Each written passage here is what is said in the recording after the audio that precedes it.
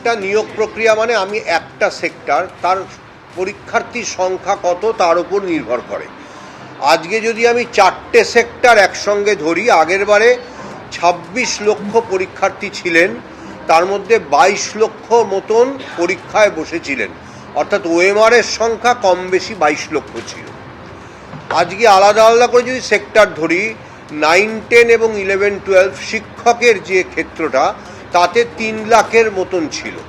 আর যদি 3 লাখের একটু হয়তো সামান্য কম।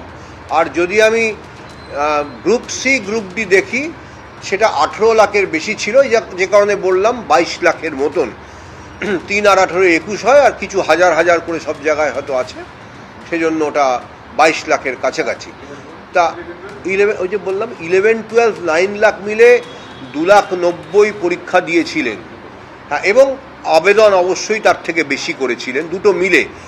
9, 10-এ 1,41,000, 11, 12-এ 1,50,000।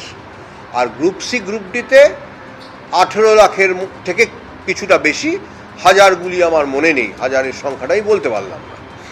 তা সব মিলে 22 লক্ষর কাছাকাছি। তা 22 লক্ষের একসঙ্গে নিয়োগ প্রক্রিয়া চালাতে যা সময় লাগে, স্বাভাবিক সেটা বহুগুণ যদি আমি শুধু 1.5 লাখ, শুধু 3 লাখের নিয়োগ প্রক্রিয়া চালাই। সুতরাং কত প্রার্থী, একটা সেক্টর বা দুটো সেক্টর চালাচ্ছি না একসঙ্গে 4টে সেক্টর চালাচ্ছি, এই সবের ওপর নির্ভর করে নিয়োগ প্রক্রিয়া কতদিন চলবে। যদি আমি না 3 মাসের কথাটা রায় উল্লেখ নেই, 3 মাসে কখনোই সেটা সম্ভব নয়, রায়ে সেটা যথার্থভাবেই উল্লেখ নেই 3 মাসের কথাটা রায়।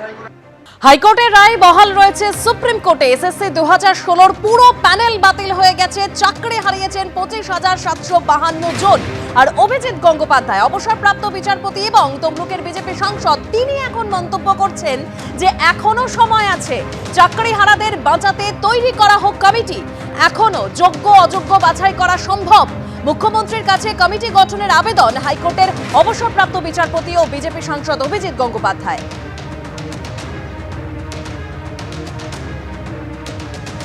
মনে হয় যে এই মুহূর্তে মমতা বন্দ্যোপাধ্যায়, তাকে আজকে আমি দিদি বলেই সম্বোধন করব, যেহেতু রাজনীতির ঊর্ধ্বে উঠতে বলছি, দিদি এই মুহূর্তে যেন একটি কমিটি গঠন করেন।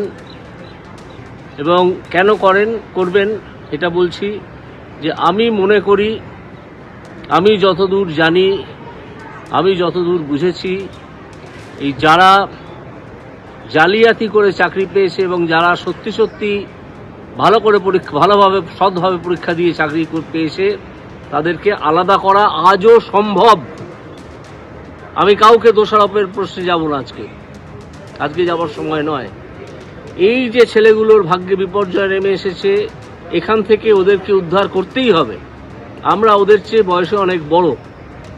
আমি বলবো একটা কমিটি গঠন করুন, যার মাথায় চেয়ারম্যান হিসেবে শিক্ষামন্ত্রী থাকতে পারেন, যেখানে অ্যাডভোকেট জেনারেল থাকতে পারেন, যেখানে বিকাশ রঞ্জন ভট্টাচার্য থাকতে পারেন, যেখানে আমি থাকতে পারি, এবং যেখানে যারা মূল মামলাগুলো করেছিলেন সেই সুদীপ্ত দাশগুপ্ত, বিক্রম ব্যানার্জি এবং ফিরদৌস শামীম, এরা থাকতে পারেন, এবং স্কুল সার্ভিস কমিশনের চেয়ারম্যান এবং তাদের আইনজীবী থাকতে পারেন।